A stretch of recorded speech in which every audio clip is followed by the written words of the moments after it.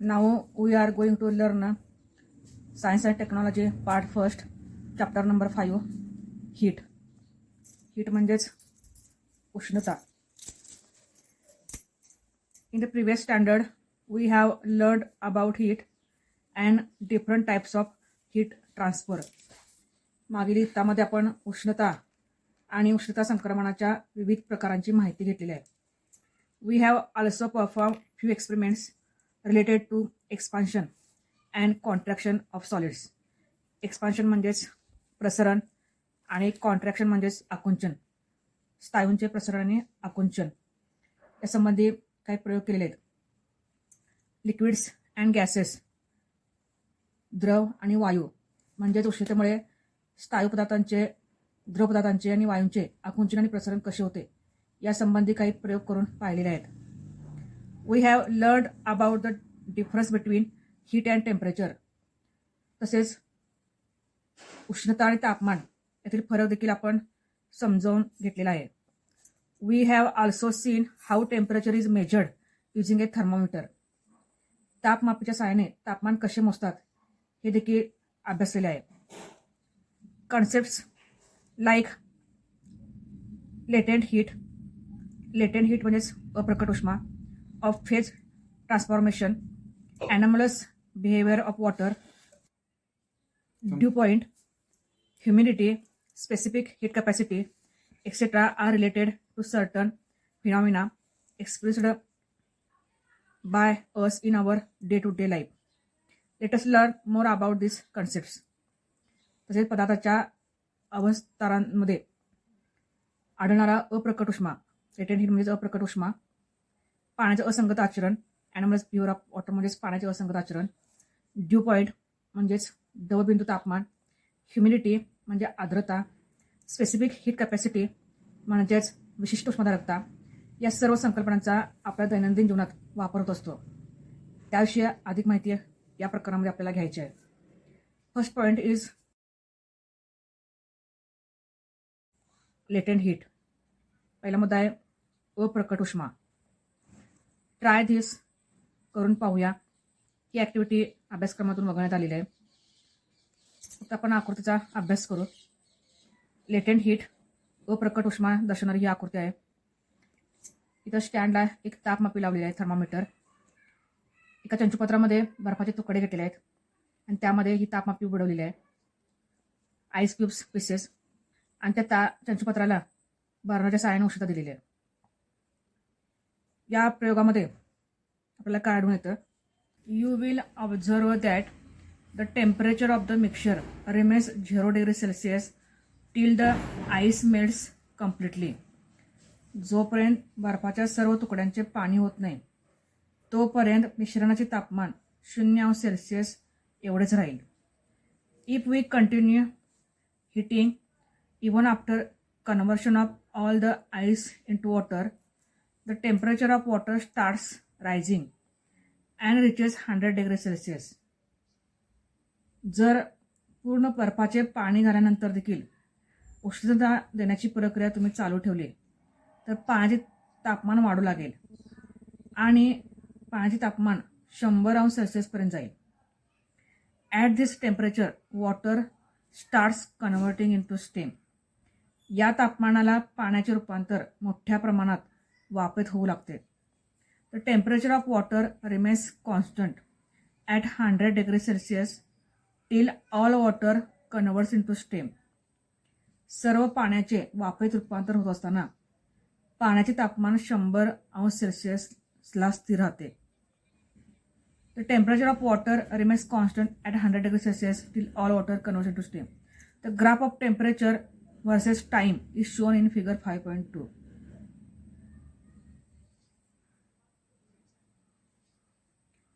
तापमानात होणारा बदल आणि त्याला लागणारा वेळ यांचा संबंध दर्शवणारा आलेख आकृती 5.2 प्रमाणे असेल.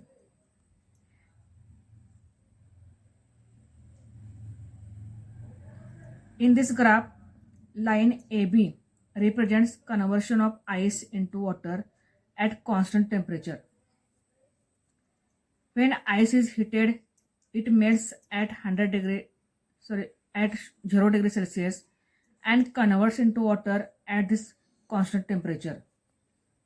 इथं 5.2 या आकृतीमध्ये जो आलेख दाखवलेला आहे त्या आलेखामध्ये रेख AB स्थिर तापमानाला बर्फाचे पाण्यात रूपांतर होण्याची क्रिया दर्शवते.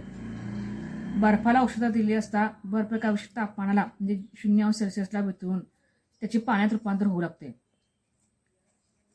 The ice absorbs heat energy during this transition and the absorption of energy continuous till all the ice converts into water. हा बदल होत असताना बर्फ उष्णतेचे शोषण करतो आणि हे उष्णतेचे शोषण बर्फाचे पूर्णपणे द्रवात रूपांतर होईपर्यंत चालू राहते.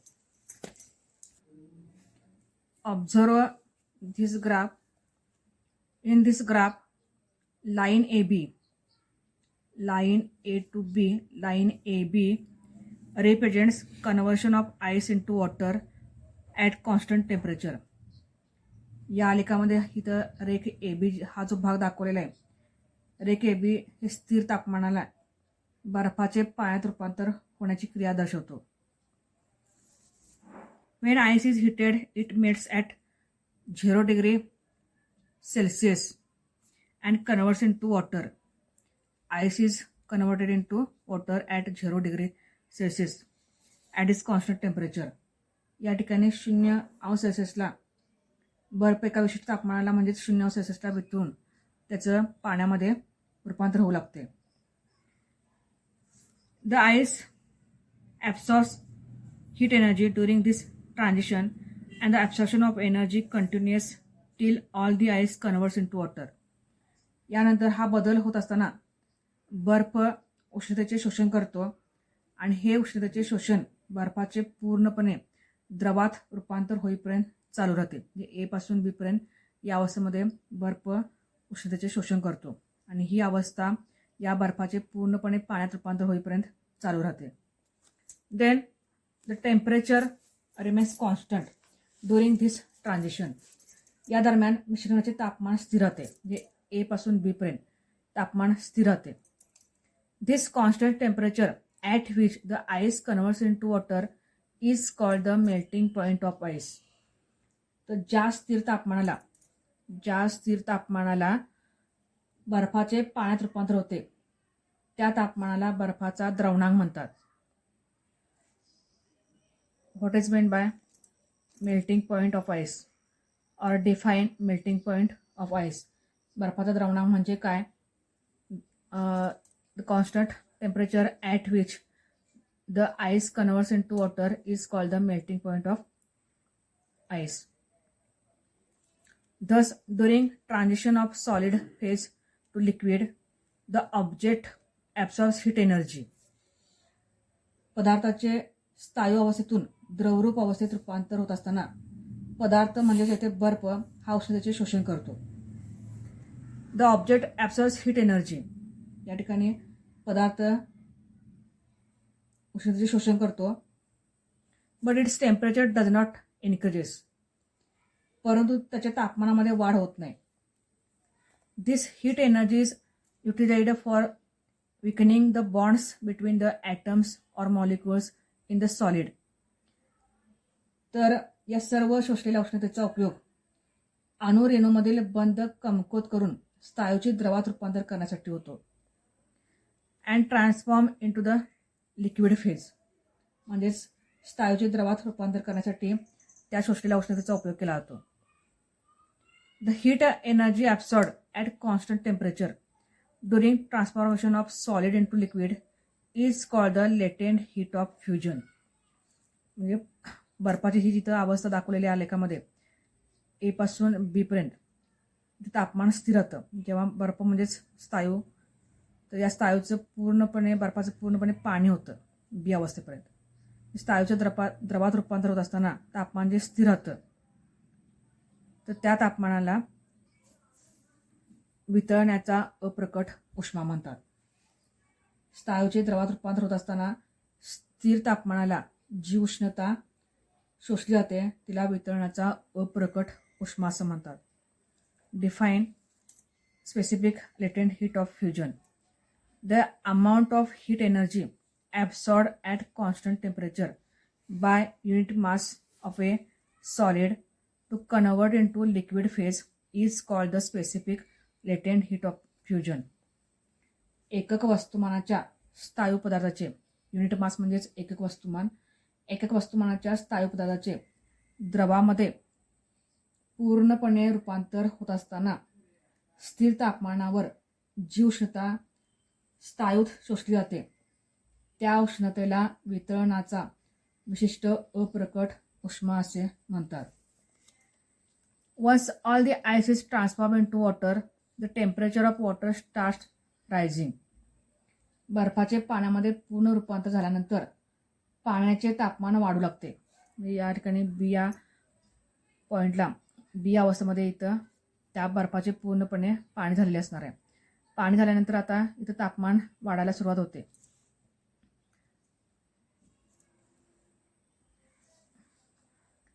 It increases up to 100 degree Celsius.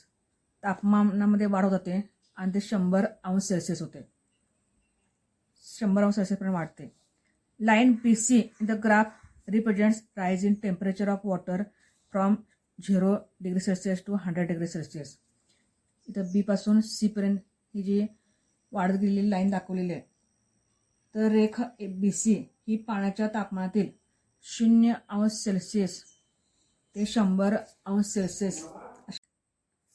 Thereafter even though heat energy is supplied to water its temperature does not rise. यानंतर मात्र उष्णता देऊनही पाण्याचे तापमान वाढत नाही. जरी तुम्ही उष्णता देत राहिला तरी पुन्हा पाण्याचे तापमान वाढत नाही. The heat energy is absorbed by water at this temperature and used to break the bonds between molecules of the liquid and convert the liquid into gas state. ही उष्णता जी शोषलेली असते ते या तापमानाला शोषलेली सर्व उष्णता त्या द्रवामधील रेणूंचे बंध तोडण्यासाठी आणि द्रवाचे वायुरूप स्थितीत रूपांतर करण्यासाठी वापरली जाते. Thus, during transformation from liquid phase to gas phase, heat energy is absorbed by the liquid but its temperature does not change. द्रवाचे रूपांतर वायूमध्ये होत असताना उष्णता शोषली जाते परंतु त्याच्या तापमानात वाढ होत नाही. The constant temperature at which the liquid transform into gases state is called the boiling point of the liquid. ज्या स्थिर तापमानाला द्रवाचे रूपांतर वायूमध्ये होते त्या तापमानाला द्रवाचा उत्क्रांतक म्हणतात. Define boiling point of the liquid. The heat energy absorbed at constant temperature during transformation of liquid into gas is called the latent heat of vaporization. स्थिर तापमानास द्रवाचे रूपांतर वायूमध्ये होत असताना शोषल्या गेलेल्या उष्णतेस बाष्पणाचा अप्रकट उष्मा म्हणतात. लेटेंट हीट ऑफ वेपरायझेशन म्हणजेच बाष्पणाचा अप्रकट उष्मा. Define specific latent heat of vaporisation. The amount of heat energy absorbed at constant temperature by unit mass of a liquid to convert into gaseous phase is called the specific latent heat of vaporization. The amount of heat energy absorbed at constant temperature by unit mass of a liquid. एकक वस्तुमानाच्या द्रवपदार्थाचे वायूमध्ये पूर्ण रूपांतर होत असताना स्थिर तापमानावर जी उष्णता द्रवात शोषली जाते त्या उष्णतेला बाष्पणाचा विशिष्ट अप्रकट उष्मा असे म्हणतात. Different substances have different melting points and boiling points. The values of melting point, boiling point and latent heat depend on atmospheric pressure. वेगवेगळ्या पदार्थांचे द्रवणांक वेगवेगळे असतात. त्याचप्रमाणे वेगवेगळ्या पदार्थांचे उत्क्लनांकही वेगवेगळे असतात. हवेचा दाब समुद्र सपाटीवरील हवेच्या दाबापेक्षा कमी किंवा अधिक असेल तर द्रवणांक, उत्क्लनांक व अप्रकट उष्मा बदलतात. या सारणीमध्ये समुद्र सपाटीवरील हवेच्या दाबास मोजलेले आहेत. सबस्टन्स, वॉटर और ice, melting point at 0 degree Celsius, boiling point 100, specific latent heat of fusion in kilojoule per kg 333, in calorie per gram 80, specific latent heat of vaporization kilojoule per kg 2256, calorie per gram 540. Substance copper, melting point 1083, boiling point 2562, specific latent heat of fusion 134 and calorie per gram 49, kilojoule per kg 560 and calorie per gram 1212. Then melting point of ethyl alcohol minus 117, boiling point 78, specific latent heat of fusion 104 and calorie per gram 26, specific latent heat of vaporization 8540 and in calorie per gram 200. Then gold, melting point 1063, boiling point 2700, specific latent heat of fusion 144, in calorie per gram 15.3, specific latent heat of vaporization 1580 and in calorie per gram 392. Then silver, melting point 962, boiling point 2162, specific latent heat of fusion 88.2 in calorie per gram 25, specific latent heat of vaporization 2330 in calorie per gram 564.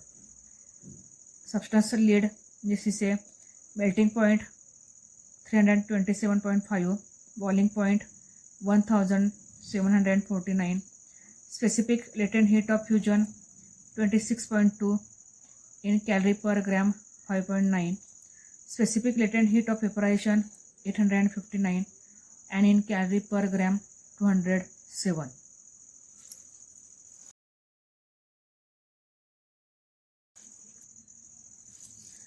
The next point is regulation. Regulation means पुनर्हिमायम. You may have seen the preparation of an ice ball. बर्फाचा गोळा तयार करताना तुम्ही पाहिले असेल. First an ice slab is shredded. Shredded म्हणजे किसणे. And then the shredded ice is pressurized around the tip of a stick to prepare the ice ball. बर्फ किसून काडीच्या टोकाशी हाताने दाबून गोळा बनवला जातो. How does the shredded ice convert into solid ice ball? If two small pieces of ice are taken and pressed against each other for a while, they stick to each other.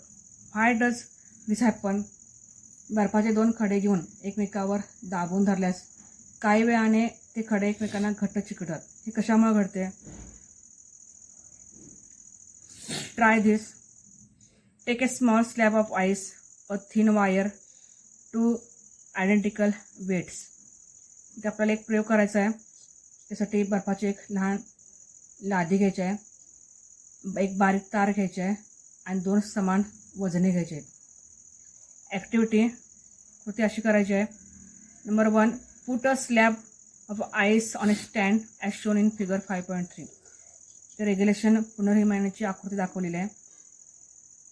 Identify this diagram means regulation पुनर्हिमायन. या टेबलावर एक ते बर्फाची लादी ठेवलेली आहे. Hang 2 equal weights to the 2 ends of a metal wire and put the wire on the slab as shown in the figure.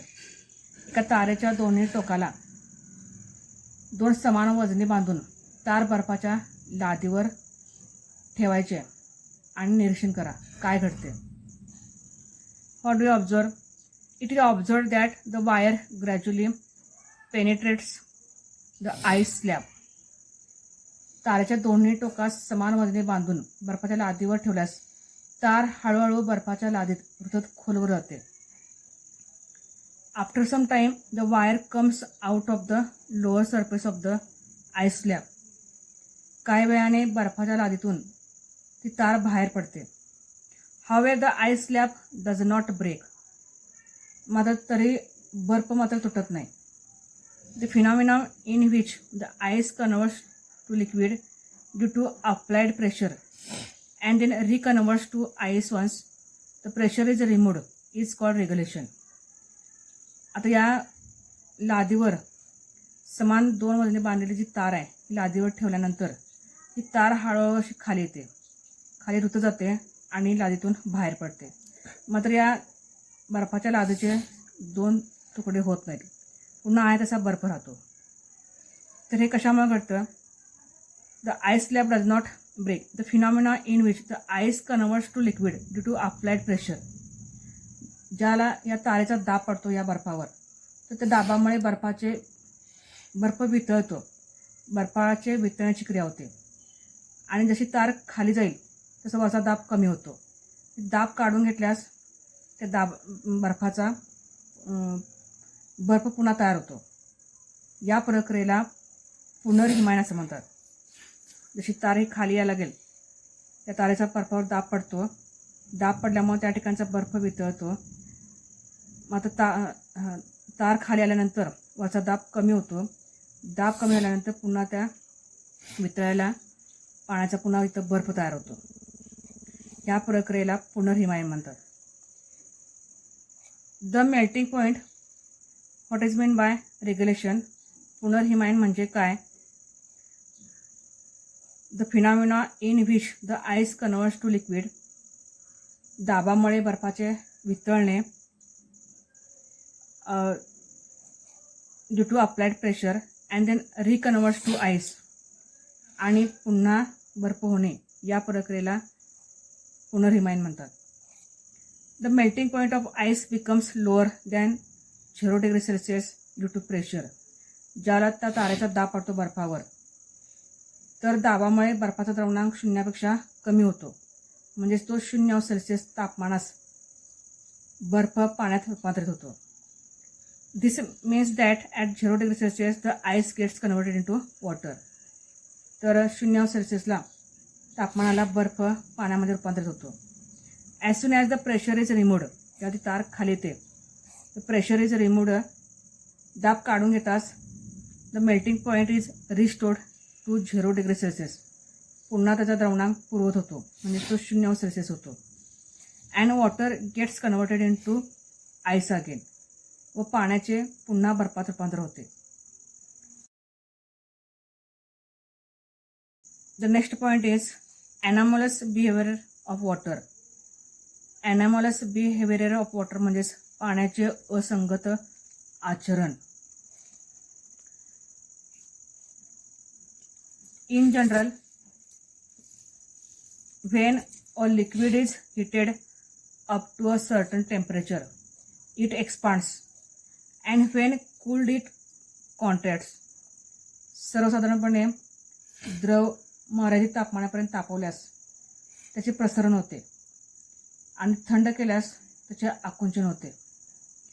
Water however shows a special and expressive behaviour. परंतु पाणी वैशिष्ट्यपूर्ण आणि अपवादात्मक आचरण दाखवते.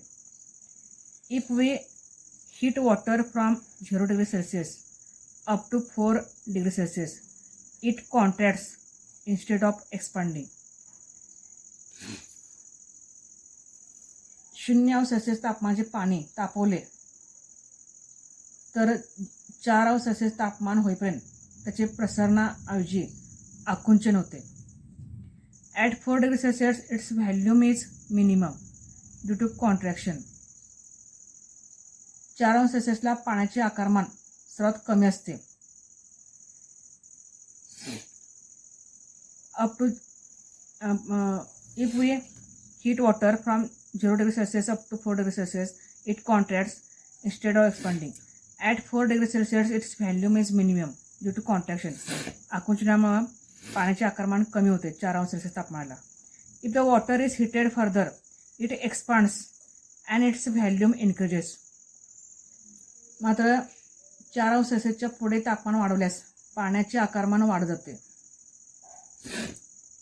The behavior of water between its temperature from 0 degree Celsius to 4 degree Celsius is called anomalous behavior of water.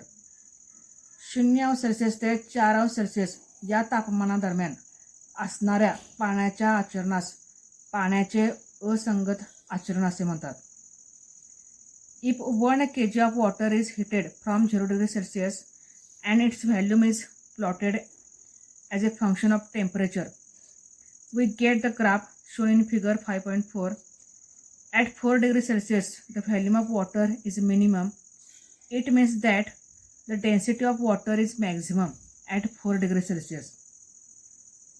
जर 1 kg वस्तुमानाच्या पाण्यास 0°C पासून उष्णता देत तापमान व आकारमान यांच्या नोंदी घेऊन त्यांचा जर आलेख काढला तर आकृती 5.4 मध्ये दर्शवल्याप्रमाणे तो वक्र असेल. या वक्र आलेखावरून स्पष्ट होते की 0°C पासून 4°C पर्यंत पाण्याचे तापमान वाढवल्यास जे आकारमान वाढण्याऐवजी कमी होते. 4°C पाण्याचे आकारमान सर्वात कमी असते, म्हणजेच पाण्याची घनता 4°C सर्वात जास्त असते.